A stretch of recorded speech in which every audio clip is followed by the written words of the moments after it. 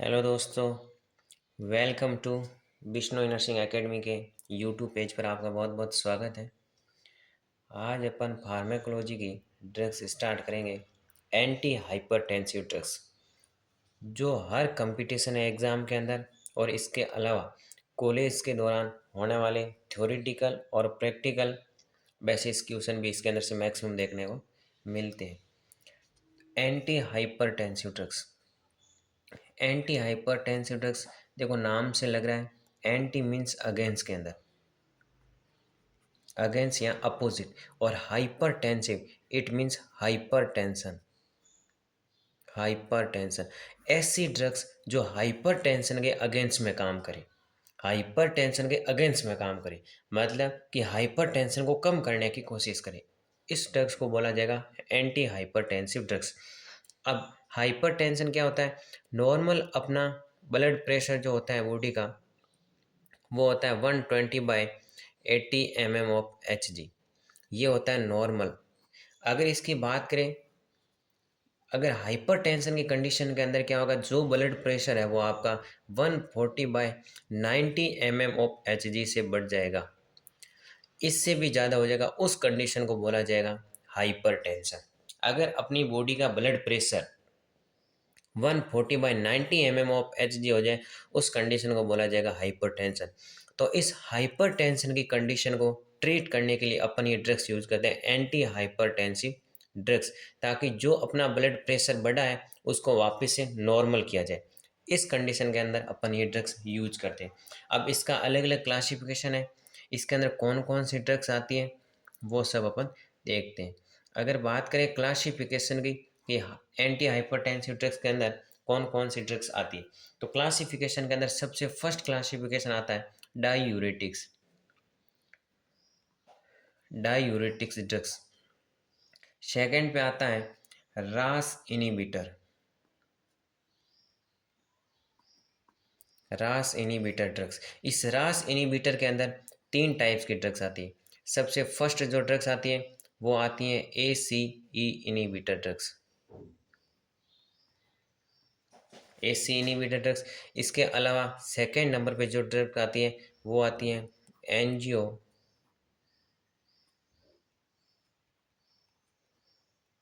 Angiotensin second receptor blocker drugs.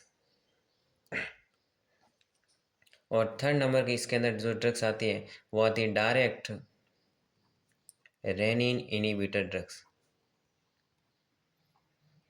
Direct renin inhibitor drugs. अब इसके अंदर थर्ड नंबर पे आती है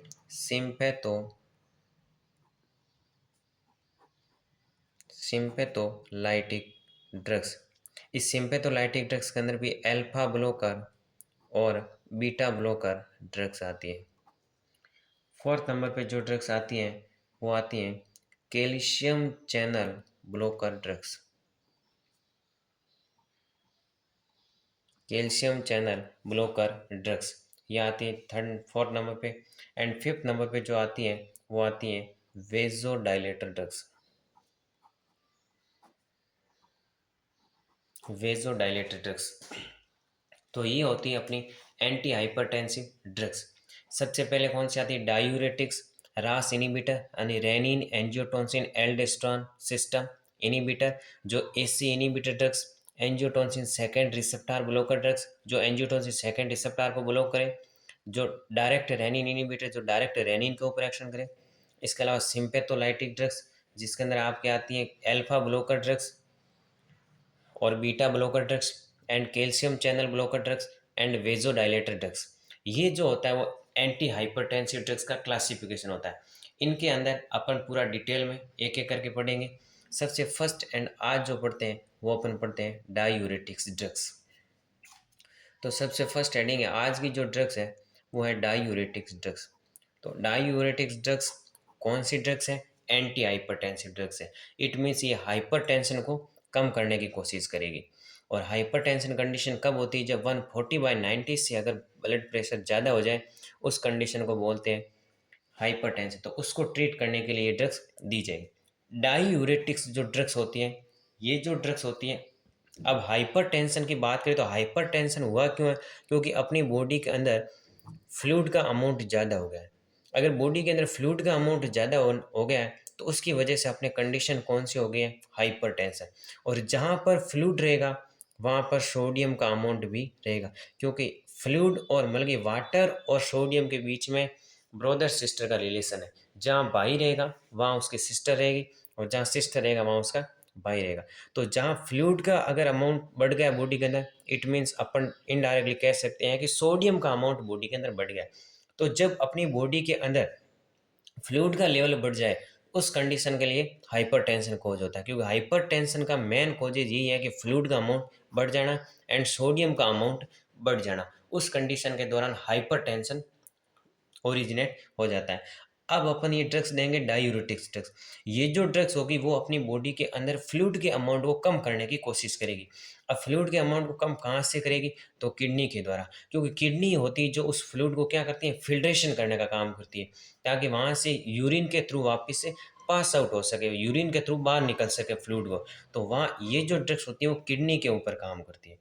इस ड्रग्स को वाटर पिल्स ड्रग्स भी बोला जाता है, क्योंकि ये वाटर का रीअब्जॉर्प्शन को कम करती है थ्रू दी ट्यूबुल्स के द्वारा। ये जो ड्रग्स होती है वो क्या करती है, अपनी बॉडी के अंदर किडनी पर जाकर के काम करती है, किडनी पे जाकर काम करती है। किडनी के अंदर क्या होता है, किडनी जो होती है उनके अंदर प्रेजेंट होते हैं नेफ्रॉन। उन नेफ्रॉन के द्वारा क्या होता है, वाटर के रीअब्जॉर्प्शन होता है, जिसके अंदर ट्यूबुल्स पार्ट वगैरह प्रेजेंट होते हैं। इस टाइप्स का ये नेफ्रॉन प्रेजेंट होता है। इन नेफ्रॉन का ये जो पार्ट होता है इसको बोला जाता है बोमन कैप्सूल। ये जो पार्ट होता है जिसको बोला जाता है पीसीटी। ये जो पार्ट होता है उसको बोला जाता है हैनले लूप। ये जो पार्ट होता है इसको बोला जाता है डीसीटी। और ये जो पार्ट होता है इसको बोला जाता है कलेक्टिंग ट्यूब या सीटी। तो ये इसके पार्ट होते हैं इतने। अब यहाँ पे क्या देखने को मिलता है, अपन जो यहाँ से जैसे इसके पास में ब्लड सप्लाई आती है, अब इस ब्लड के अंदर, ये ब्लड वेसल्स के अंदर प्रेजेंट होगा अपना फ्लूइड, तो ये फ्लूइड इसके अंदर आता है। अब यहाँ पे इसके अंदर क्या होता है, फिल्ट्रेशन होता है। फिल्ट्रेशन मीन्स अब जो यहाँ से जो फ्लूइड आया है वो अब यहाँ से फिल्ट्रेशन होगा, ये यहाँ से फिल्ट्रेशन होगा। अब यहाँ से इस फिल्ट्रेशन के थ्रू यहाँ से निकलेगा ये फ्लूइड, यहाँ से ज़्यादा यहाँ से बाहर एक्सटर्नल एनवायरनमेंट के अंदर यूरिन के थ्रू बाहर चला जाएगा। अब अपन डायूरेटिक्स ड्रग्स दें तो ये डायूरेटिक्स ड्रग्स हमारी, अब ये जो पीसीटी डीसीटी और हेनले लूप वगैरह होता है यहाँ पर वाटर का वापस से रीअब्जॉर्प्शन होता है। मतलब जो बॉडी के जो यूरिन के थ्रू जो ब्लड, जो यूरिन बाहर जा रहा था, जो वाटर बाहर जा रहा था, वो इन पीसीटी और डीसीटी वाले पार्ट के थ्रू यहाँ से वापस रीअब्जॉर्प्शन होता है। ये यहाँ से रीअब्जॉर्प्शन होता है। ये रीअब्जॉर्प्शन को अगर अपन, रीअब्जॉर्प्शन जितना ज़्यादा होगा वापस से वाटर है वो बॉडी के अंदर जाएगा। अगर वापस से वाटर बॉडी के अंदर जाएगा तो हाइपरटेंशन कंडीशन होगी। तो ये जो डायूरेटिक ड्रग्स होती है इन रीअब्जॉर्प्शन को कम करने का काम करती है। अगर देखो रीअब्जॉर्प्शन कम होगा तो वाटर है वो वापस से रीअब्जॉर्प्शन नहीं होगा, मतलब वापस इस यूरिन के अंदर ही रहेगा। यूरिन के अंदर रहेगा तो ये यूरिन के थ्रू बाहर चला जाएगा, क्योंकि नेफ्रॉन के अंदर रहेगा, और नेफ्रॉन के अंदर रहेगा तो ये यूरिन के थ्रू बाहर चला जाएगा। तो ये जो डायूरेटिक्स जो ड्रग्स होती है वो इस जो वाटर रीअब्जॉर्प्शन होते हैं उसको कम करने का कोशिश करती है। अलग वाटर रीअब्जॉर्प्शन कम होगा तो यहाँ से यूरिन के थ्रू बाहर निकल जाएगा। तो डायूरेटिक्स ड्रग्स अपन बोल सकते हैं कि इस ड्रग्स को वाटर पिल्स ड्रग्स बोला जाता है। और ये जो ड्रग्स होती है वो कैसे काम करती है कि these drugs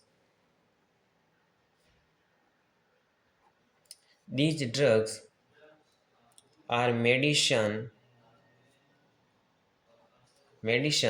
that increase urine output. तो ये क्या करती है, यूरिन के आउटपुट को बढ़ाने का काम करती है। इंक्रीज यूरिन आउटपुट, यूरिन के आउटपुट को बढ़ाती। अब कैसे बढ़ाई, by decreasing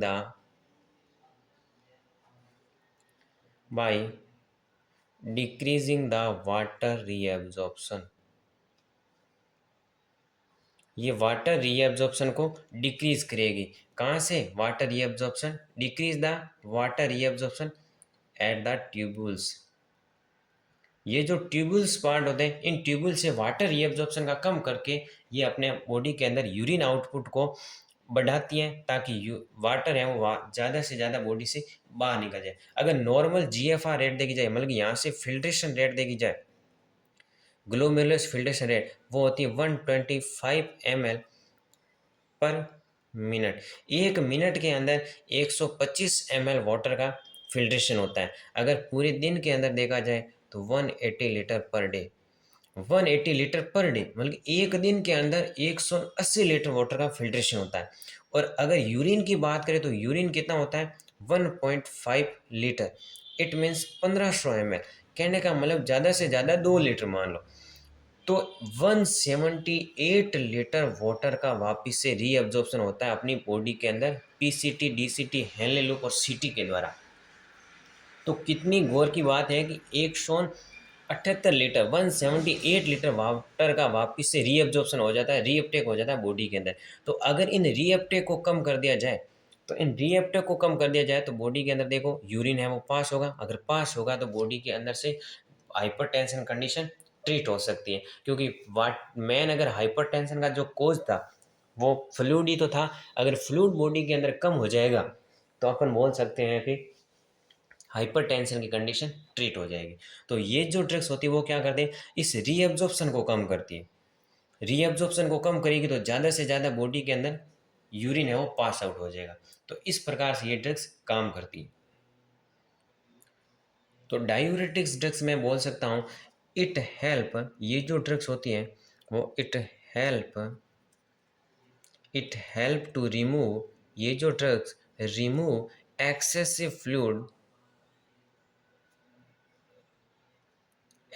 fluid and body metabolic wastage, body metabolic wastage like that आपका यूरिया हो गया, यूरिया, क्रिएटिनिन, इसके अलावा यूरिक एसिड हो गया। ये हमारी बॉडी के जो वेस्ट प्रोडक्ट है जो मेटाबॉलिक प्रोसेस के द्वारा बनते हैं, इनको कम करेगी और अपनी बॉडी के अंदर and relieve edema edema and to treat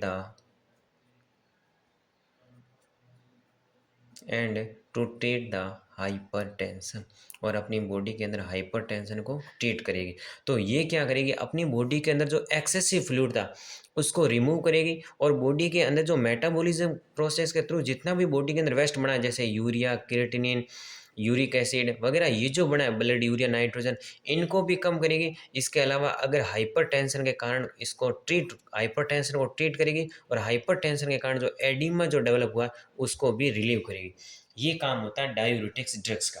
अब डायूरेटिक्स ड्रग्स के अंदर कौन कौन सी ड्रग्स आती है, तो अब अपन देखते हैं डायूरेटिक्स ड्रग्स का क्लासिफिकेशन। डायूरेटिक्स ड्रग्स का क्लासिफिकेशन कि इसके अंदर कौन कौन सी ड्रग्स आती है। सबसे पहले ड्रग्स आती है, इसका क्लासिफिकेशन दिया जाता है हाई एफिकेसी ड्रग्स।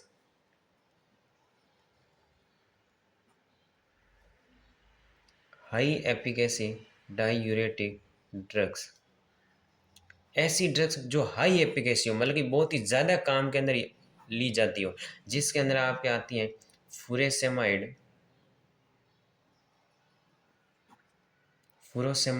ब्यूमेटिन, ब्यूमेटेनाइड, टोरसेमाइड और इथेक्रेनिक एसिड। ये जो ड्रग्स आती है वो हाई एफिकेसी ड्रग्स के अंदर थी, फुरेसेमाइड, ब्यूमेटेनाइड, टोरसेमाइड और इथेक्रेनिक एसिड, ये हाई एफिकेसी ड्रग्स के अंदर आती है। सेकंड जो आएगा वो आपको पता है कौन आएगा, मॉडरेट, क्योंकि फर्स्ट हाई एफिकेसी आ गया तो सेकंड आएगा moderate efficacy drugs. Moderate efficacy diuretics drugs, moderate. अब इसके अंदर कौन कौन से, अब इसके अंदर 2 टाइप्स के ड्रग्स आते हैं। एक तो इसका भी क्लास में आगे 2 टाइप्स का, एक तो होती है थायाजाइड्स डायूरेटिक्स, जिसके अंदर आती है आपकी क्लोरोथायाजाइड्स, हाइड्रो क्लोरो हाइड्रोक्लोरोथाइजाइड्स और क्लोरोथाइजाइड्स, और इसके अलावा साइक्लोपेनथाइजाइड्स, ये आती है थाइजाइड्स के अंदर। सेकेंड क्लासिफिकेशन इससे का है थाइजाइड्स रिलेटेड एजेंट्स, जिसके अंदर एक ही अपनी ड्रग्स आती है क्लोरोथैलिडोन। क्लोरोथैलिडोन ये किसके अंदर आती है? थायजाइड से रिलेटेड एजेंट्स के अंदर। अब थर्ड नंबर का क्लासिफिकेशन आता है लो एफिकेसी ड्रग्स। ऐसी ड्रग्स जो लो एफिकेसी हो, जो इन दोनों के कंपेरेटिवली ये जो ड्रग्स होगी इसका एक्शन बहुत ही लो होगा। सबसे ज़्यादा लो इसका हाई एफिकेसी का होगा, मॉडरेट का होगा, देन ही लो। इनका क्लास में इसके बेसिस पर क्यों लिखा वो भी अपन आगे डिस्क्राइब करेंगे कि इनका इस प्रकार से क्यों दिया। तो लो एफिकेसी डायरेटिक्स जिसके अंदर भी अलग टाइप्स का क्लासिफिकेशन है। फर्स्ट है आपका पोटेशियम स्पारिंग डायूरेटिक्स है, जिसके अंदर आता है आपका स्पाइनोलैक्टोन,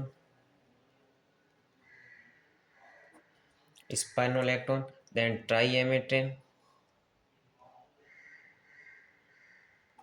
ट्राइएमेट्रेन और बी पोटेशियम। सेकंड नंबर पे जो आता है वो आता है ऑस्मोटिक डायूरेटिक्स, जिसके अंदर आपका मेनली जो यूज होती है वो आती है mannitol and glycerol and urea, ये आती है आपके ऑस्मोटिक डायूरेटिक। तो ये होता है इस डायूरेटिक्स ड्रग्स का क्लासिफिकेशन। सबसे फर्स्ट हाई एफिकेसी ड्रग्स जिसके अंदर फुरोसमाइड, ब्यूमेटेनाइड, टोर्सेमाइड एंड इथियोक्रानिक एसिड। नेक्स्ट आता है मॉडरेट एफिकेसी ड्रग्स जिसके अंदर दो टाइप्स, थायजाइड्स और थायजाइड रिलेटेड एजेंट। थायजाइड्स की बात करें तो क्लोरोथाइजाइड्स, हाइड्रोक्लोरोथाइजाइड्स एंड साइक्लोपेनथाइजाइड्स। थायजाइड रिलेटेड एजेंट के अंदर एक आती है क्लोरोथैलिडोन। लो एफिकेसी ड्रग्स जिसका नाम आती है पोटेशियम और ऑस्मोटिक डायरेटिक। पोटेशियम स्पायरिंग डायरेटिक्स आते हैं स्पानोलैक्टोन, ट्राइएमिटिन, इसका एक और है अमाइलोराइड। और ऑस्मोटिक डायरेटिक्स आता है मैनिटोल, ग्लाइसरॉल एंड यूरिया। ये आता है आपका डायरेटिक्स ड्रग्स क्लासिफिकेशन। अब अपन एक एक करके समझते हैं कि हाई एफिकेसी ड्रग्स कहाँ पर एक्शन करती है, लो एफिकेसी कहाँ पर करती है, तो इनको अलग अलग करके अपन पढ़ते हैं। अब अपन बात करते हैं सबसे first high efficacy drugs.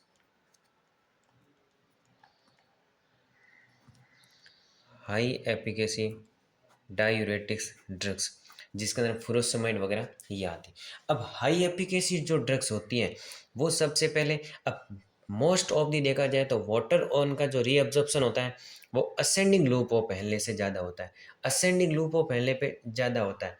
It means ये जो ड्रग्स होती है वो असेंडिंग लूप ऑफ हेनले पे काम करती है। Ascending loop of Henle, Henle जो लूप होता है उसके टू टाइप्स कहते हैं, एक तो असेंडिंग लूप ऑफ हेनले, एक डिसेंडिंग लूप ऑफ हेनले। तो ये जो ड्रग्स होती है वो असेंडिंग लूप ऑफ हेनले पे काम करती है। और सबसे ज़्यादा अगर वाटर का रीएब्जॉर्प्शन जो होता है वो इस असेंडिंग पार्ट से होता है। और ये जो ड्रग्स होती है वो क्या काम करती है, वाटर के रीएब्जॉर्प्शन को कम करती है। और वो कहाँ पे काम करती है, असेंडिंग लूप ऑफ हेनले, जहाँ पर वाटर का रीएब्जॉर्प्शन सबसे ज़्यादा होता है। तो अगर यहाँ पर वाटर का रीएब्जॉर्प्शन ज़्यादा होता है तो ये ड्रग्स है वो रीअब्जॉर्प्शन को कम भी ज़्यादा करेगी, क्योंकि कम भी तो ज़्यादा, क्योंकि वाटर के रीअब्जॉर्प्शन ज़्यादा होता है तो ये ड्रग्स काम क्या है, रीअब्जॉर्प्शन को कम करेगी, तो ये ड्रग्स का एक्शन भी ज़्यादा होगा। तो इसलिए ये इस ड्रग्स को बोला था हाई एफिकेसी ड्रग्स, क्योंकि जहाँ पर ज़्यादा रीअब्जॉर्प्शन होता है वहीं पर ये काम करती है। जिसके अंदर आती है आपकी फुरोसमाइड वगैरह, ये जो ड्रग्स आती हैं। और इसके अंदर मेनली जो ड्रग्स यूज होती हैं वो आपकी फुरोसमाइड ड्रग्स होती है। Furosemide drugs is most commonly use in the high efficacy drugs, जिसके अंदर मेनली ये होती है। अब ये काम कैसे करेगी, मैकेनिज्म ऑफ एक्शन की बात करते हैं कि ये जो ड्रग्स होती है वो काम कैसे करेगी। सबसे पहले ये ड्रग्स कहाँ पर काम करेंगी, असेंडिंग लूप ऑफ हेनले पर। तो ये, अब इस हाई एफिकेसी ड्रग्स को एक दूसरा नाम दिया जाता है लूप डायूरेटिक्स, क्योंकि ये लूप पे काम करी, किसके लूप पे, हेनले लूप पे, इसलिए इसे बोलता है लूप डायूरेटिक्स ड्रग्स। तो इसका मैकेनिज्म ऑफ एक्शन क्या रहेगा कि loop diuretics drugs is act by inhibiting the NaCl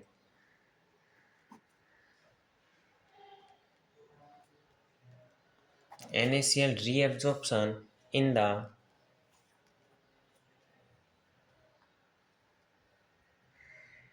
ascending loop of Henle. तो ये क्या करेगी, अब मैंने शुरुआत में बताया कि जहाँ सोडियम ज़्यादा होगा वहाँ पर वाटर भी ज़्यादा होगा। अगर अपन इनडायरेक्ट रूप से सोडियम को अगर अमाउंट कम कर दे तो डायरेक्टली रूप के अंदर अपना फ्लूइड का अमाउंट कम हो जाएगा। तो ये जो ड्रग्स होती है वो कहाँ पर एक्शन करती है? सबसे पहले फुरोसमाइड असेंडिंग लूप ऑफ एमएलए पे। तो सबसे पहले अपने क्या लिया? फुरोसमाइड ड्रग्स एडमिनिस्ट कर ली। जैसे ही अपने एडमिस्ट की, तो एडमिस्ट करने के बाद में ये कहाँ पर एक्शन करेगी? Act on ascending loop of Henley पे। असेंडिंग लूप ऑफ हेनले पे काम करेगी। Ascending loop of Henley. अब जैसे असेंडिंग लूप ऑफ हेनले पे काम करेगी, एक्ट वहाँ पर आएगी। उसके बाद में वहाँ पर क्या होगी? जो सोडियम वगैरह, जो वाटर वगैरह का रीअब्जॉर्प्शन हो रहा था, उसके चैनल को ब्लॉक करेगी। मोस्ट ऑफ दी जो ब्लॉक करेगी वो सोडियम के चैनल को करेगी, क्योंकि सोडियम अगर कम कर दिया तो फ्लूइड ऑटोमेटिक बंद हो जाएगा। तो block the sodium chloride symport system. Symport system block the sodium chloride symport system.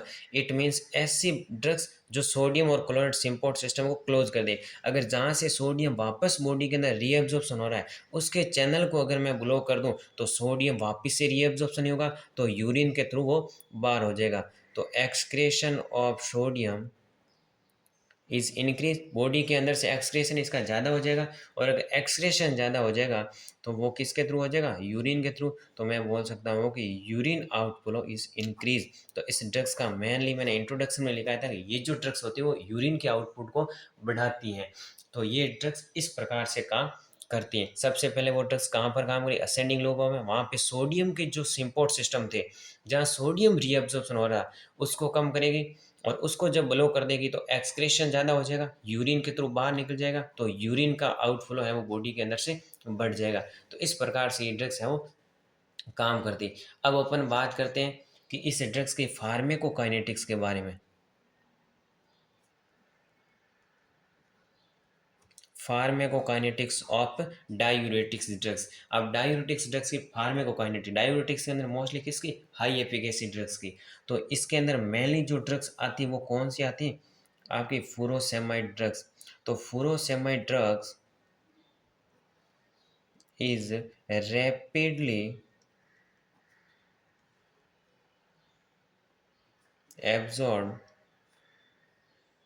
From orally. ये जो ड्रग्स होती है अगर अपन ओरली दी जाए तो सबसे ज़्यादा रैपिडली इसका एब्जॉर्प्शन होता है। तो मोस्टली फुरोसमाइड ड्रग्स को ओरली दिया जाता है क्योंकि इसका रीएब्जॉर्प्शन ज़्यादा होता है। इसके अलावा ये हाई प्लाज्मा बाउंडिंग ड्रग्स होती है।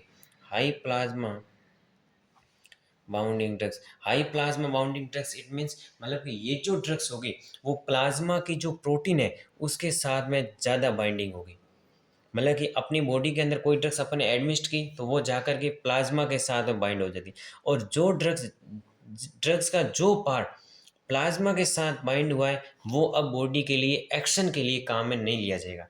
अब वो सीधा का सीधा कहाँ पर जाएगा? ये मेटाबॉलिज्म हो जाएगा, और मेटाबॉलिज्म हो गया लीवर के थ्रू, और फिर उसके बाद में यूरिन के थ्रू एक्सपेल आउट हो जाएगा।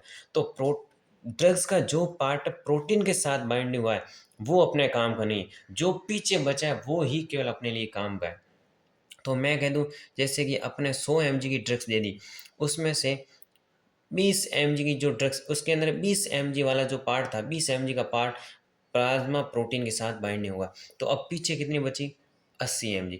अब ये जो 80 mg जो ड्रग्स है वो अब एक्शन के लिए काम में ली जाएगी। जो प्लाज्मा के साथ बाउंड हुई है वो अब ड्रग्स कोई काम की नहीं रही, वो ड्रग्स मोस्टली अब वो ड्रग्स एक्सक्रिएट आउट होने लगे। ये जो 80 mg की जो ड्रग्स है वो 80 mg की जो ड्रग्स है वो ही अपना बॉडी के लिए काम की है। अब मोस्टली 80 mg की ड्रग्स अपने एक्शन के लिए काम में ली जाएगी। तो अपन बोल सकते हैं कि जिस ड्रग्स का हाई प्लाज्मा बाउंडिंग रहेगी वो ड्रग्स अपनी बॉडी के अंदर क्या रहेगी?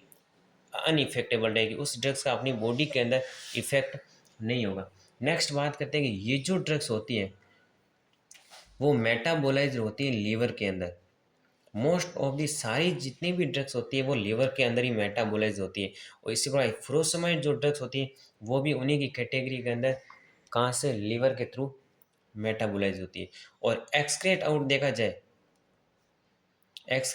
जाए तो वो यूरिन के थ्रू होते हैं, यूरिन के थ्रू वो एक्सक्रेट आउट होती है।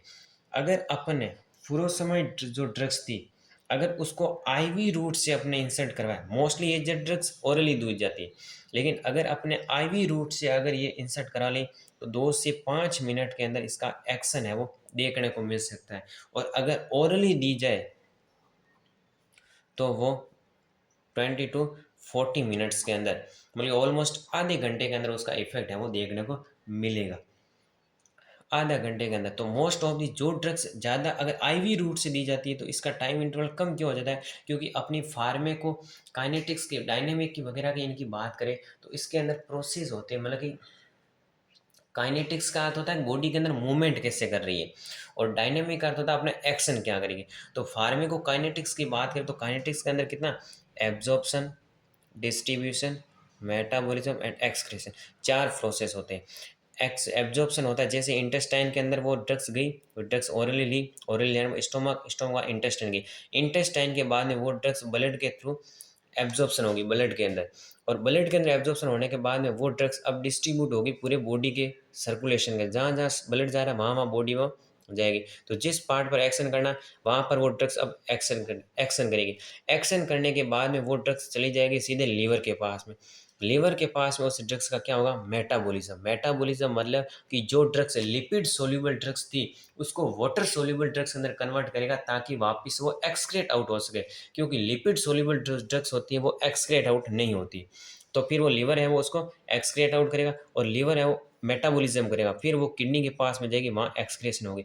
तो अगर अपने आईवी रूट से किसी ड्रग्स को इंसर्ट करवाया है तो वो सीधे ब्लड में इंसर्ट करा दिया तो ये एब्जॉर्प्शन प्रोसेस नहीं होगा, तो ये एक प्रोसेस नहीं होगा तो बाकी इसके अंदर जो टाइम लगा था वो टाइम बच जाएगा। तो इसीलिए आईवी रूट से देने पर 2 से 5 मिनट के अंदर इसका एक्शन देखने को मिल जाता है। तो ये थी अपनी हाई एफिकेसी ड्रग्स, जो कहाँ पर काम करी, असेंडिंग लूप ऑफ हेनले पे काम करी, वहाँ पे सोडियम क्लोराइड के सिम्पोर्ट सिस्टम को ब्लॉक कर रही थी ताकि वो सोडियम का एक्सक्रेशन बढ़ा सके और यूरिन के आउटपुट को भी बढ़ा सके। ये यहाँ पे रीअब्जॉर्प्शन कम हो रहा है क्योंकि सोडियम सिम्पोर्ट सिस्टम बंद कर रही है, यानी सोडियम जहाँ से रीअब्जॉर्प्शन हो रहा है उसका सिस्टम को बंद कर रही है, उसके चैनल ब्लॉक कर रही है, जहाँ सोडियम जा रहा था उसका रास्ता ब्लॉक कर दिया तो वो बॉडी के अंदर रेस्ट्रिक्ट ट्रेन नहीं रहेगा, वो यूरिन के थ्रू बाहर निकल जाएगा।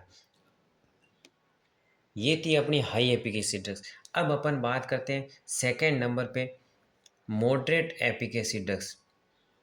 Moderate efficacy drugs, moderate efficacy drugs के अंदर भी फर्स्ट नंबर की जो ड्रग्स थी उसको बोला जाता है थायाजाइड्स ड्रग्स, मतलब कि दोनों का साथ में देंगे, थाइजाइड्स और थाइजाइड्स जो रिलेटेड एजेंट थे, जो थाइजाइड रिलेटेड थे उनका साथ में देंगे तो थाइजाइड्स के एजेंट।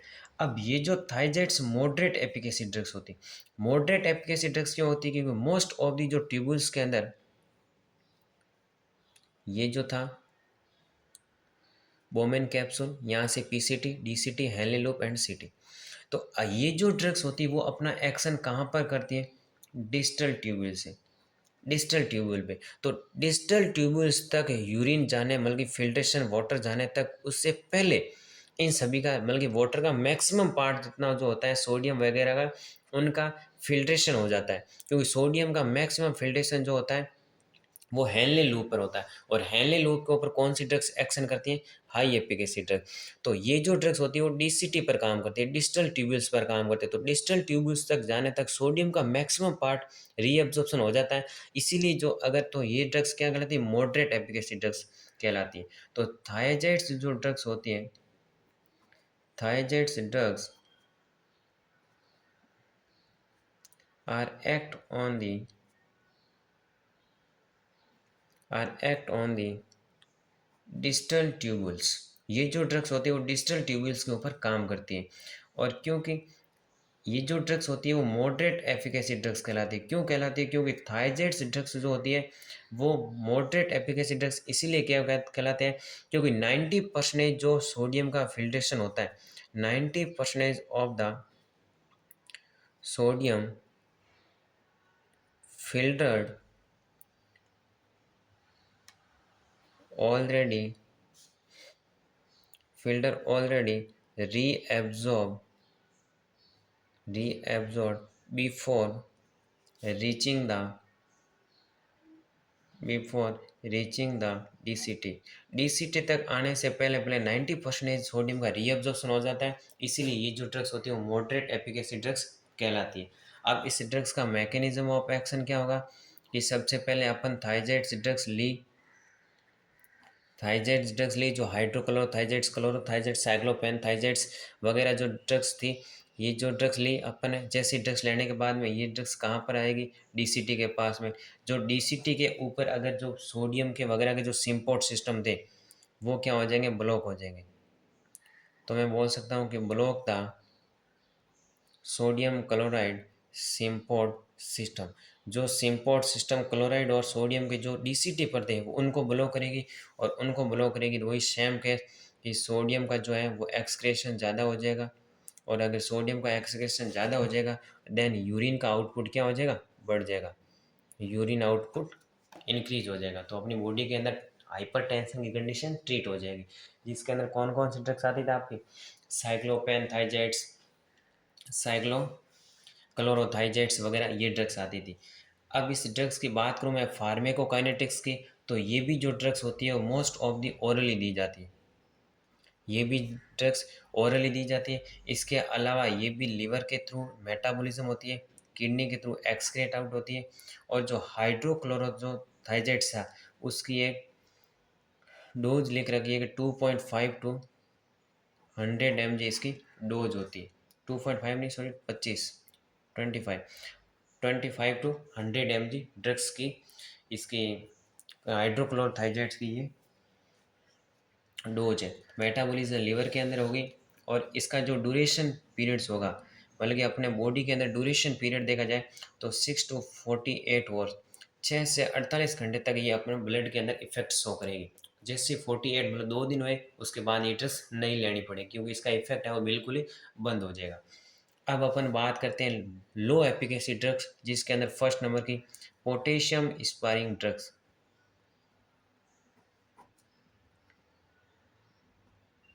पोटेशियम स्पारिंग डायूरेटिक्स, ये जो ड्रग्स थी वो कौन सी ड्रग्स थी, लो एफिकेसी ड्रग्स। तो पोटेशियम स्पारिंग डायूरेटिक्स ड्रग्स लो एफिकेसी ड्रग्स है। ये जो ड्रग्स की बात करें, इस ड्रग्स की पोटेशियम स्पारिंग जो डायूरेटिक्स ड्रग्स होती है वो ड्रग्स, अब इस पोटेशियम स्पारिंग डायूरेटिक्स के अंदर कौन कौन सी ड्रग्स आती है, स्पारनोलैक्टोन, ट्राइएमिट्रिन, एमाइलोराइड वगैरह, ये आती है पोटेशियम स्पारिंग डायूरेटिक्स के अंदर। ये जो पोटेशियम स्पारिंग डायूरेटिक्स होती है ये काम क्या करती है, ये जो ड्रग्स होती है वो डिस्टल ट्यूबल्स पर काम करती है। ये भी जो ड्रग्स होती है वो डिस्टल ट्यूबल्स पे काम करती है, मॉडरेट टाइप के जैसे थाइजाइड्स की तरह। तो this drugs are act on the distal tubules and इसके अलावा कलेक्टिंग ट्यूब के ऊपर काम करती है। ये जो ड्रग्स होती है इसको एक और नाम दिया जाता है एल्डोस्टेरोन एंटागोनिस्ट, एल्डोस्टेरोन एंटागोनिस्ट।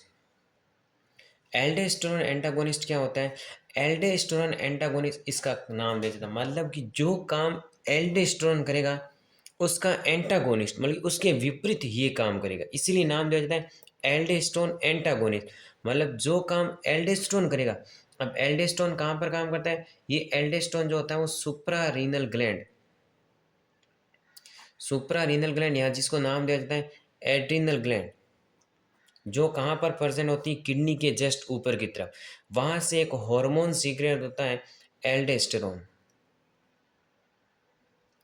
तो ये ड्रग्स का नाम एल्डोस्टेरोन हार्मोन सीक्रेट होता है, कहाँ से, एड्रिनल ग्लैंड या सुप्रा रीनल ग्लैंड से। तो वहां से ये हार्मोन सीक्रेट होता है।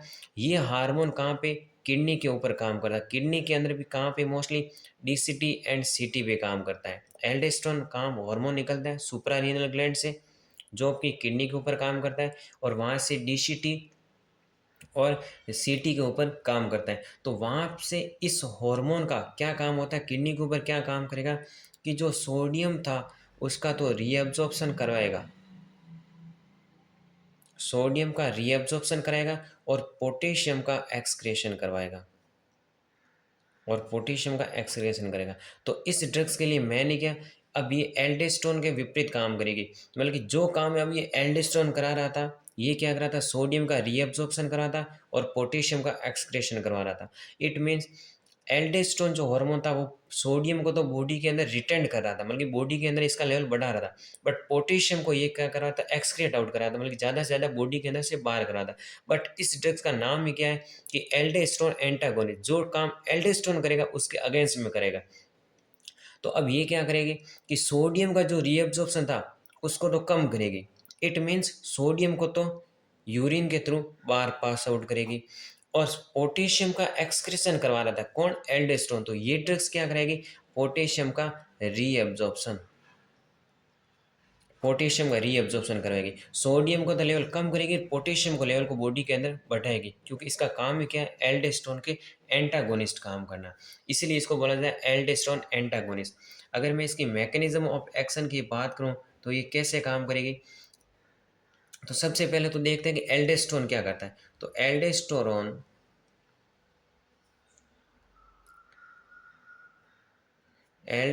Hormone is responsible for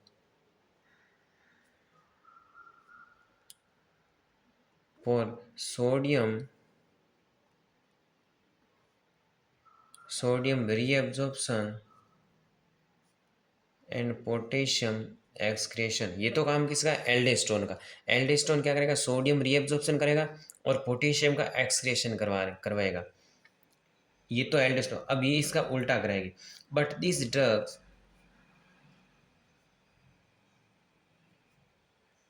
act as A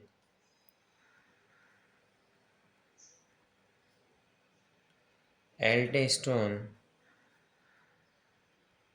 एंटागोन, but ये जो ड्रग्स होती है वो एल्डोस्टेरोन एंटागोनिस्ट ड्रग्स होती है। तो इसका क्या काम होगा, एल्डोस्टेरोन एंटागोनिस्ट, इसके अंदर मेनली जो ड्रग्स यूज होती है वो होती है spironolactone.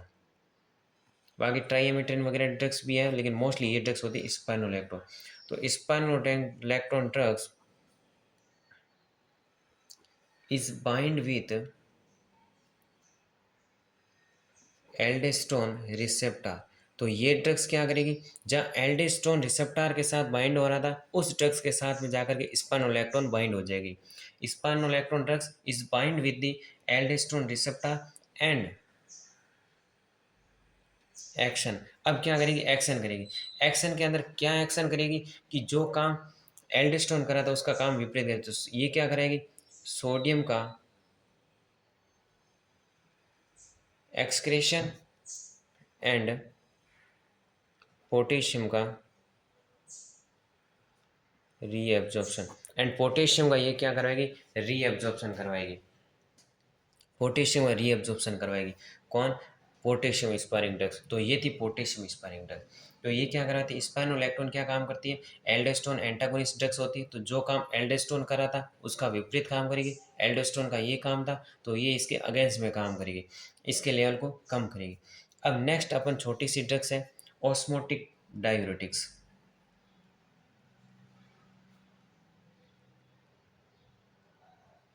Osmotic diuretics drugs, osmotic diuretics किसका टाइप है, लो एफिकेसी ड्रग्स का।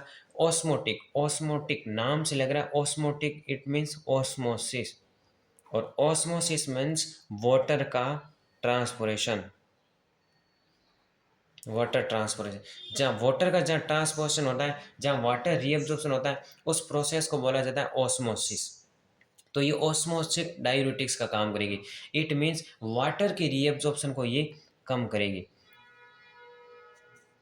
ये ड्रग्स सीधे वाटर को रीअब्जॉर्प्शन को कम करवा रही थी, क्यों, वाटर का रीअब्जॉर्प्शन कम हो जाएगा तो ऑटोमेटिकली बॉडी के अंदर फ्लूइड का रिटेन कर, इतनी इससे जो बाकी वाली ऊपर वाली जो ड्रग्स थी वो क्या करवा रही थी, अपनी बॉडी के अंदर सोडियम का रीअब्जॉर्प्शन करवा रही थी, क्योंकि सोडियम रीअब्जॉर्ब कम करवाएगी तो वाटर अपने आप हो जाएगा। क्योंकि एक बात देखो, अगर किसी अगर कोई बहन को लेके जाएगा तो भाई अपने आप पीछे आएगा, क्योंकि इसी प्रकार से अगर सोडियम का अमाउंट कम करा देंगे तो वाटर का अपने आप हो जाएगा। बट ये जो ड्रग्स होती है वो सीधे कहाँ पर इफेक्ट करती है, वाटर के रीअब्जॉर्प्शन पर, और वाटर का रीअब्जॉर्प्शन कम करवाती है। कहाँ से, collecting tube and the DCT वगैरह, इनका जो ये मोस्टली ये जो पार्ट होते हैं, जो ट्यूबल्स वाले पार्ट होते हैं, डीसीटी पीसीटी वगैरह, इन पे काम करके वाटर का रीअब्जॉर्प्शन सीधा कम करवाती। तो ये थी अपनी ऑलमोस्ट सभी प्रकार के ड्रग्स का क्लासिफिकेशन। अब अपन देखते हैं इस ड्रग्स का एडवर्स इफेक्ट क्या आता है। अब इस ड्रग्स का एडवर्स इफेक्ट देखते हैं कि एडवर्स इफेक्ट क्या आएगा।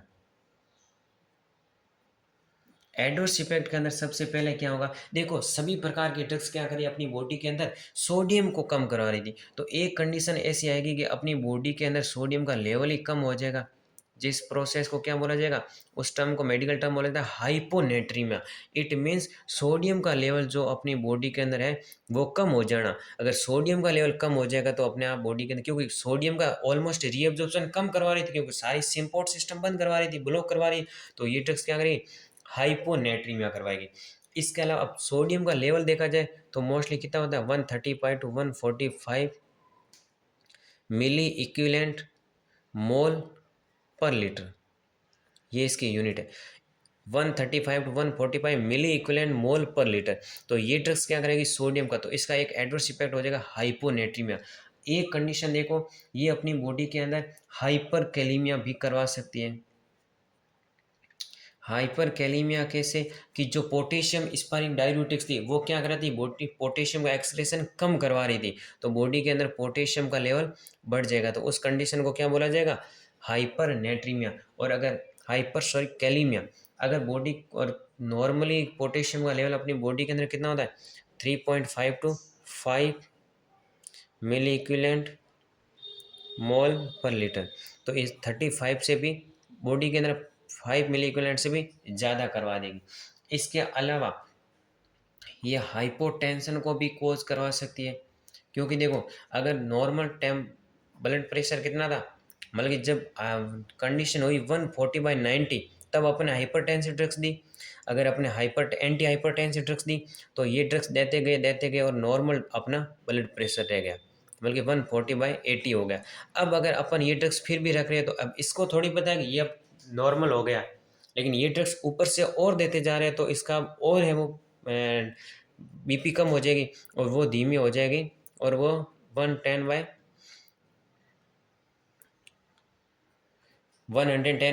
mm ऑफ एच हो जाएगी, और ये कंडीशन कौन सी हो जाएगी, हाइपोटेंशन। तो ये हाइपोटेंशन को भी कोज करवा सकता है। इसके अलावा ये यूरिन आउटपुट को क्या करवा रही थी, बढ़ा रही थी, तो उस कंडीशन को बोला जाता है पॉलीयूरिया। अगर 2 लीटर से भी ज़्यादा अगर यूरिन आउटपुट हो जाए तो वो हो जाएगा पॉलीयूरिया। तो ये क्या हो जाएगा, पॉलीयूरिया की कंडीशन करवाएगी, क्योंकि अगर ज़्यादा से ज़्यादा यूरिन आउट पास आउट हो जाएगा बॉडी से तो वो पॉलीयूरिया हो जाएगा। और एक कंडीशन आएगी जिस कंडीशन को बोलेंगे डिहाइड्रेशन, कि एक कंडीशन ऐसी आ जाएगी बॉडी के अंदर फ्लूइड का अमाउंट कम हो जाएगा, तो उस कंडीशन को बोला जाएगा डिहाइड्रेशन। और डिहाइड्रेशन होगा तो उस दौरान क्या हो जाएगा, वीकनेस आ जाएगा। और इसके अलावा एक ये काम करवाती है हाइपरग्लाइसेमिया। हाइपरग्लाइसेमिया इसका एक एडवर्स इफेक्ट है। हाइपरग्लाइसेमिया क्यों है, क्योंकि ये बॉडी के अंदर पोटेशियम के लेवल को बढ़ाने का काम करती है। कौन सी, पोटेशियम स्पारिंग डायरेक्ट। इस एडवर्स इफेक्ट सभी का देख रहे हैं, सभी पूरी डायरेटिक्स का देख रहे हैं, तीनों का। तो ये जो ड्रग्स होती थी वो पोटेशियम के लेवल को बढ़ाने का काम करती थी बॉडी के अंदर। कौन सी, पोटेशियम स्पारिंग डायरेटिक्स। और पोटेशियम जो होता है वो अपनी बॉडी के अंदर जो इंसुलिन सीक्रेट होता है, जो अपनी बॉडी के अंदर जो इंसुलिन सीक्रेट होता है, उन इंसुलिन के अंदर ये मेन रोल अदा करता है। क्योंकि पोटेशियम जो होता है वो main role in insulin production, अगर इंसुलिन प्रोडक्शन के अंदर अपना मेन रोल करता है। तो अगर पोटेशियम का लेवल अल्टर्ड हो जाएगा तो इंसुलिन का लेवल अल्टर्ड हो जाएगा, जिसकी वजह से ग्लूकोज का अमाउंट है वो बॉडी के अंदर बढ़ जाएगा। तो ये थी। इसके अलावा normal confusion, nausea and vomiting, और इसके अलावा वीकनेस, हेडेक वगैरह, ये सारी कंडीशन अपने को नॉर्मली देखने को मिली। मेनली जो करेक्टरिस्टिक फीचर्स थे एडवर्स इफेक्ट के अंदर ये था hypernatraemia, hyperkalaemia, hypotension, polyuria, dehydration, hyperglycaemia, weakness, confusion, nausea, vomiting, headache, इन टाइप में। अब अपन देखते हैं थेरापुटिक यूज, कि इस ड्रग्स को कहाँ कहाँ पर अपन यूज कर सकते हैं। थेरापुटिक ड्रग्स यूज, यहाँ पे इंडिकेशन। अब इंडिकेशन के अंदर क्या होगा, मेनली तो सबसे फर्स्ट बताया ये ड्रग्स कौन सी है, एंटी हाइपरटेंसिव ड्रग। तो अपन कहाँ पर यूज करेंगे, हाइपरटेंशन के अंदर। तो सबसे फर्स्ट इसका क्या हो जाएगा, हाइपरटेंशन। इसके अलावा अगर हाइपरटेंशन है तो बॉडी के अंदर क्या होगा, एडिम होगा। तो अगर एडिमा को ट्रीट करना है बॉडी के अंदर, oedema it mean swelling. Swelling किस वजह से होती है, क्योंकि फ्लूइड का एक्यूमुलेशन हो जाता है। तो अगर फ्लूइड का एक्यूमुलेशन हो गया बॉडी के अंदर तो भी अपन ये ड्रग्स यूज कर सकते हैं। तो ये भी एक इसका मेन रोल अपन कर सकते हैं कि एंटी हाइपरटेंसिव ड्रग्स को एडिमा के लिए यूज कर सकते हैं। इसके अलावा congestive heart failure, congestive heart failure के अंदर भी एडिमा ही होता है। ये बड़ी डिजीज़ है जिसको आगे आप कार्डियक सिस्टम के अंदर पढ़ोगे, कंजेस्टिव हार्ट फेलियर। इसके अलावा अगर एक्यूट रीनल फेलियर है तो भी अपन इस ड्रग्स को यूज कर सकते हैं। अब एक्यूट रीनल फेलियर के अपन इस ड्रग्स को यूज क्यों करते हैं? क्योंकि एक्यूट रीनल फेलियर, अगर किडनी डैमेज है, अगर किडनी डैमेज है, किडनी काम करने में अनएबल है, किडनी काम नहीं कर रही है, तो अपन ये ड्रग्स देंगे। क्योंकि किडनी के ऊपर अगर लोड नहीं होगा, क्योंकि किडनी का काम क्या है? फिल्ट्रेशन करना। तो अगर अब पूरे दिन के अंदर 180 लीटर है वो वाटर का फिल्ट्रेशन करती है। अगर अपन ने ये ड्रग्स दे दी, और ये ड्रग्स क्या करवाती है? फिल्ट्रेशन कम करवाती है, क्योंकि फिल्ट्रेशन कम होगा तभी तो बॉडी के अंदर जो ज़्यादा से ज़्यादा वाटर है वो निकल जाएगा। तो ये ड्रग्स क्या करेगी? किडनी को रिलैक्स करने का काम करेगी, ताकि किडनी के ऊपर वर्कलोड कम हो जाए।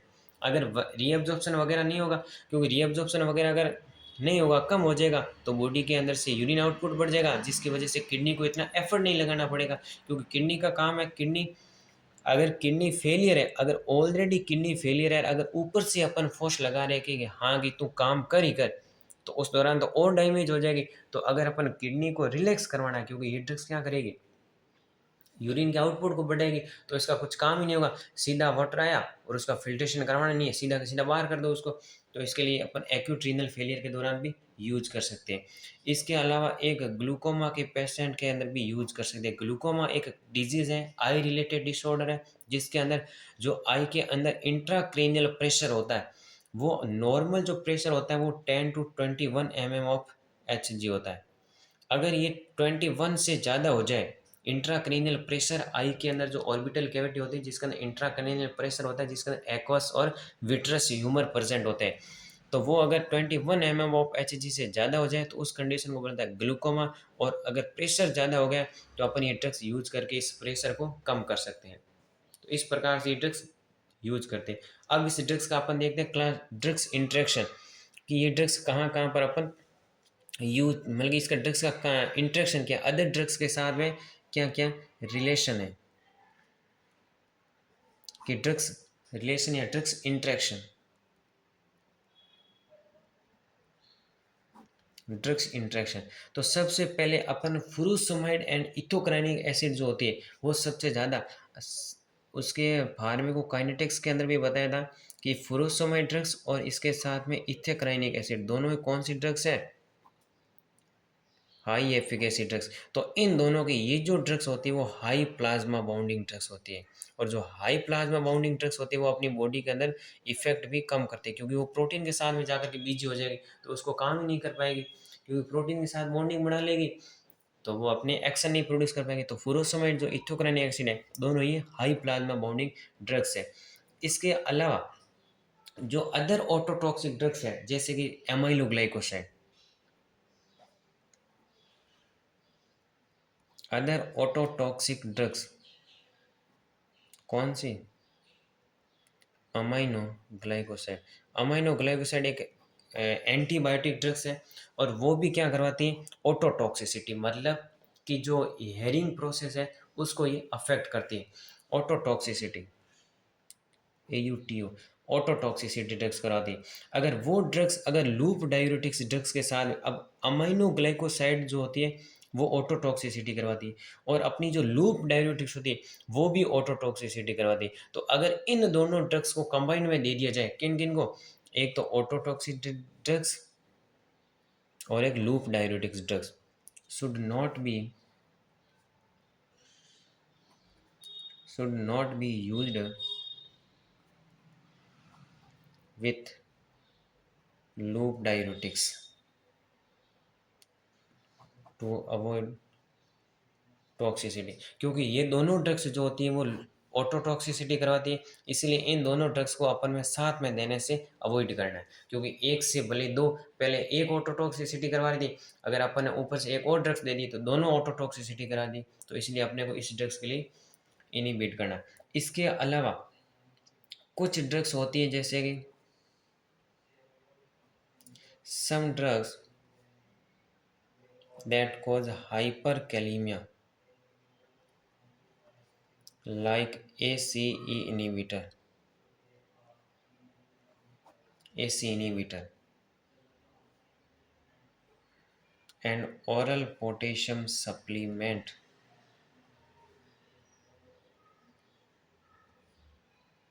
शुड बी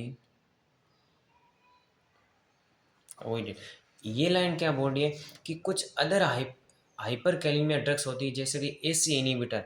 एसी इनिबिटर भी अपने बॉडी के अंदर क्या कराती है, पोटेशियम का लेवल बढ़ाती है। और पोटेशियम स्पायरिंग डाययूरेटिक्स भी क्या करती है, पोटेशियम का लेवल बढ़ाती है। और अगर एसी इनिबिटर ड्रग्स को पोटेशियम स्पायरिंग डाययूरेटिक्स के साथ में दे दिया जाए तो बॉडी के अंदर और हाइपर कैलेमिया की कंडीशन है वो बढ़ सकती है, उसके चांस है वो और बढ़ सकते हैं। तो इसीलिए अपने को एसी इनिबिटर ड्रग्स और जो और पोटेशियम सप्लीमेंट, और अगर ऊपर से पोटेशियम सप्लीमेंट दे रहे तो अपने को ये जो ड्रग्स होती हैं जो पोटेशियम सप्लीमेंट व पोटेशियम स्पायरिंग डाययूरेटिक्स होती है इन ड्रग्स को अवॉइड करना है क्योंकि इन दोनों को साथ में नहीं देना। तो ये होता है drugs interaction.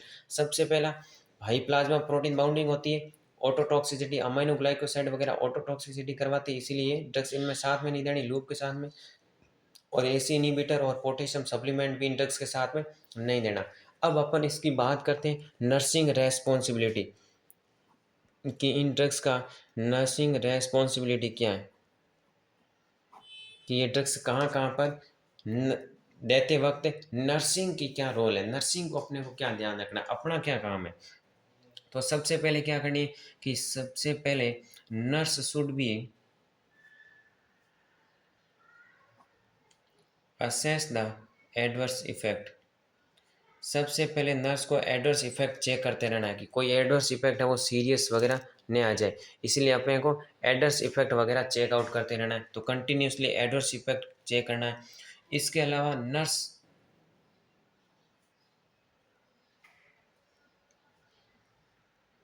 Should be assess the vital sign, और स्पेशली कौन सा, बीपी वाला। अपने को नर्स का काम है कि वाइटल साइन असेस करते रहना, और स्पेशली देखा जाए तो बीपी मॉनिटर के द्वारा अपने को बीपी चेक करते रहना, बीपी की रेगुलरली मॉनिटरिंग करनी, क्योंकि बीपी है, ब्लड प्रेशर बढ़ा है, इसीलिए अपन ये ड्रग्स दे रहे हैं। तो अपने को कंटिन्यूसली ब्लड प्रेशर को मॉनिटर करते रहना है। इसके अलावा अपने को इनपुट और आउटपुट चेक करना है कि कितना पानी उसको पिला रहे हैं और कितना उसको यूरिन आउटपुट मिल रहा है। तो अपने को इनपुट और आउटपुट भी चेक करना है, कितना उसको पानी पिला रहे हैं और किडनी कितना वर्क करेगी, कि किडनी उसने कितना फिल्ट्रेशन कितना है और कितना उसका रीअब्जॉर्प्शन हुआ है, तो वो अपने को असेस करना है। तो इनटेक एंड आउटपुट अपने को चेक करना है। और इनटेक और आउटपुट चेक करने का मेनली जो सोर्स क्या है, वेट, कि आप पानी देने से पहले उसको कुछ फ्लूइड प्रोवाइड करने से पहले आप उसका वेट मेजर कर लो और उसके बाद में वेट मेजर कर लो, तो आपने को पता चल जाएगा कि कितना उसको इनटेक एंड कितना आउटपुट प्राप्त है। इसके अलावा ये जो ड्रग्स होती है वो प्रेग्नेंट वुमेन के अंदर, लैक्टेटिक वुमेन के अंदर, और जो ड्रग्स इस ड्रग से हाइपर सेंसिटिविटी है, मतलब कि इस ड्रग से एलर्जी है, उन पेशेंटों को अपने को ये नहीं देना है। प्रेग्नेंट वुमेन के अंदर नहीं देना है क्योंकि टेरेटोजेनिक इफेक्ट कोज करवा सकती है, प्लेसेंटा को क्रॉस करके वो फीटस के पास में जा सकती है। इसीलिए अपने को प्रेग्नेंट लेडी के अंदर और लैक्टेटिक बेबी के अंदर भी, लैक्टेटिक वुमेन के अंदर भी नहीं देना, क्योंकि वो बेबी को ब्रेस्ट फीडिंग करवाएगी तो वहाँ से बेबी के अंदर चला जाएगा, तो वो भी हार्मफुल इफेक्ट है। और जिस इस ड्रग से एलर्जी है उनको भी नहीं देने दो। तो this drugs are should be avoided in the pregnant, lactating and hyper sensitivity of this drugs because the contra indication of this drugs. इनके अंदर क्या होते हैं, कॉन्ट्रा इंडिकेट होते हैं। इसके अलावा अपन पेशेंट को क्या करेंगे, educate the patient related to dose, time and route of drugs. इसके अलावा पेशेंट को क्या करेंगे, अपन कोई ड्रग्स कितनी डोज में लेनी है, दिन में कितने टाइम लेनी है और कौन से रूट से लेनी है, और इन सभी को अपने को असेस करना। इसके अलावा अपने को पेशेंट को डाइट प्लान के बारे में बताना है कि सोडियम रेस्ट्रिक्टेड डाइट लेनी है, अपने को ऐसी डाइट लेनी है जिसके अंदर सोडियम की अमाउंट कम हो, क्योंकि सोडियम जाएगा तो बॉडी के अंदर ऑटोमेटिकली हाइपर टेंशन कोज करवा लेगा। तो अपने को ऐसी ड्रग्स देनी है, ऐसी डाइट देनी है जिसके अंदर सोडियम का लेवल क्या हो, कम हो। इसके अलावा अगर कोई सीवियर कॉम्प्लिकेशन आ रहा है, एडवर्स इफेक्ट अगर कोई सीवियर आ रहा है, तो तुरंत आपको फिजिशियन को इमीडिएट आपको रिपोर्ट करना है ताकि वापस से कुछ एक्शन हो जाए। और जितनी भी ड्रग्स लिए उन ड्रग्स को जो आपने फिजिशियन है जिस कोड के अंदर लेने को बोला है, जिस प्रिस्क्राइब मैनर के अंदर आपको बोला है, उसी आपको मैनर्स के अंदर ये ड्रग्स लेनी। तो ये थी अपनी टोटली एंटी हाइपरटेंसिव की फर्स्ट ड्रग्स डायूरेटिक्स, जिसके अंदर 3 टाइप की आती है, हाई एफिकेसी, लो एफिकेसी, मॉडरेट एफिकेसी। इनका classification, pharmacokinetics, therapeutic use, adverse effect, nursing responsibility and drugs interaction, इतना टोटल था। कोई भी किसी प्रकार डाउट हो तो आप कमेंट बॉक्स में बताइए।